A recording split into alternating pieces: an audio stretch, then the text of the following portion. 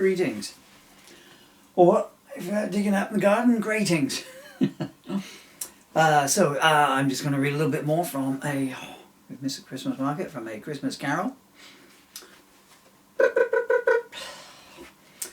This bit here is, should I change my glasses? Which glasses do you think would be best? I don't know. This is, Christmas Past, in which Ebenezer Scrooge loses his first love, his beloved Bell End. Because in A Christmas Carol, of course, his favourite person was Bell, so I've made that Bell End. I think the boys know why. Okay, so I'm not going to do the voices, but we're starting off with the Ghost of Christmas Past, speaking away here. Know ye this day, Scrooge? Ah, yes, I see in your eyes that you do. Speak, tell me, what do you see before us? A rare Colombian rhino dressed in a sailor suit and playing God Save the Queen on a double bass using a wombat as a bow in front of the Greater Epping Flat Earth Society at their annual picnic on the side of a skyscraper. What? No! It is 2 Christmas Eves on and you're at the House of Bell. Yeah, I was just seeing if you were paying attention. Funny. Let's see if you pay attention to this. I'm sure you'll find this funny. Camera pan back, sloosh back into the Mister time. So, Ebenezer, we need to talk. Take a chair and sit down. I would rather stand. As you choose, don't fall off. No, I don't want to stand on a chair. I would just rather stand. This serious tone in your voice worries me somewhat, Belle. It is true, Ebenezer, that I do not have good news for you. Then thank you for making me schlep halfway across London on snowbound Christmas Eve to receive it. I'm sorry, I just don't read these things for a long time after I've written them, so... It is the fact that it is Christmas that has brought it all home to me, Ebenezer, about how things have changed between us. I remember so well how we met at Mr. Furrywig's house that Christmas Eve not so long ago, how you made me laugh with your laddish antics, chuckle with mirth at your youthful jokes, and have hysterics at your unspoken thought that you would get to second base with me on the first night.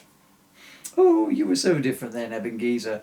You were working for Mr. Furrywig at his wooden leg emporium, specialising in the left one. And you were full of progressive ideas like buy 2 get 1 free. I'm sorry, it's been a bad day. I need a laugh. And your initiative to sell themed ones.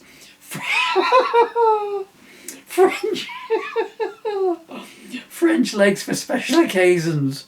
Balsa wood legs for poor swimmers. Legs with 2 knees for people who found it hard to come up with conversation topics at parties. Oh, you were quite the salesman. Why, my own father bought a pair of French maid's legs off you, and he still had his own. We never did work out why. Oh, those days with you were so wonderful, Ebenezer. You were quite the charmer. I was swept away by your good looks and your captivating voice. And when you asked me to walk out with you, I could not hesitate to say yes, and not just because the house had caught fire. You were such the gentleman, calling each Sunday with a bunch of flowers for me. If it had been a different bunch each week, it would have been even better. By our third month together, you were just bringing me a bunch of stalks and a few thorns. I'm just going to roll with it. I'm going to have to re-record it, aren't I?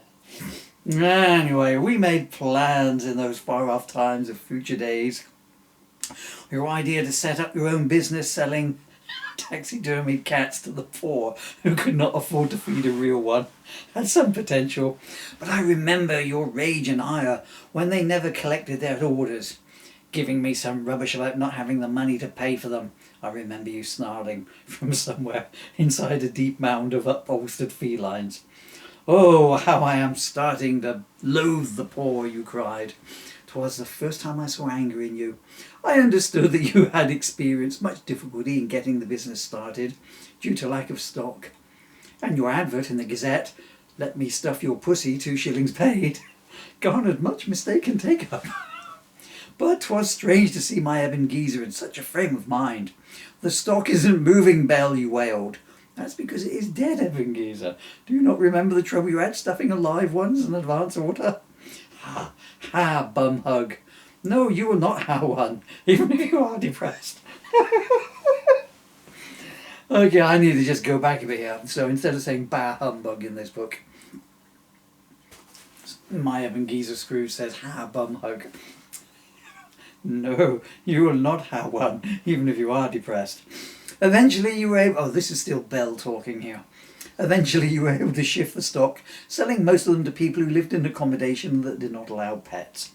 But then dear Mr. Furrywig discovered you alleviating yourself of the remaining stock by tearing the heads off and selling them as orthopedic pillows. And oh, that row that led to you storming out of his employment and his friendship, never to return to either. I see him now, that wonderful man who was to you a father in all but name, DNA and pocket money. Tears running from his eyes as he said, "Watch your step, Ebenezer. The path you have set yourself upon leads only to misery." "Pfah! I think not," you turned and sneered, and then walked right into a pile of horse shit.